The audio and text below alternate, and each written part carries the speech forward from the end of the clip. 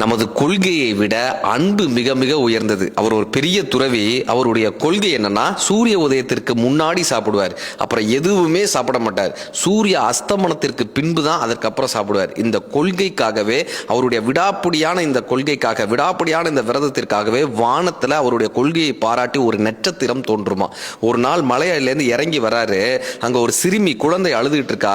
ஏமா அழறான்னு கேட்கிறாரு. எங்களுடைய அம்மாவை காணோம், நான் அந்த மலையில வந்துகிட்டு இருந்தோம், எங்கேயோ வழி தடுமாறி வந்துட்டேன், நான் எங்க அம்மா கிட்ட போனோம்னு அந்த மலைவாழ் சிறுமி அழுகிறா.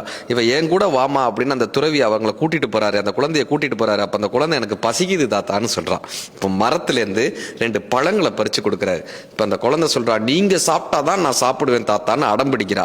நான் சாப்பிடக்கூடாதுமா, என்னுடைய கொள்கை அப்படின்றாரு. இல்ல நீங்க சாப்பிட்டா தான் நான் சாப்பிடுவேன் அந்த குழந்தை அடம் பிடிக்கிறா. வேற வழியே இல்லாமல் அந்த குழந்தையினுடைய அன்பிற்காக தன் கொள்கையை விட்டு விட்டு அந்த பழத்தை சாப்பிட்டுறாரு. அவருக்கு தெரியும் இனிமேல் நட்சத்திரம் தோன்றாதுன்னு அவருக்கு தெரியும்.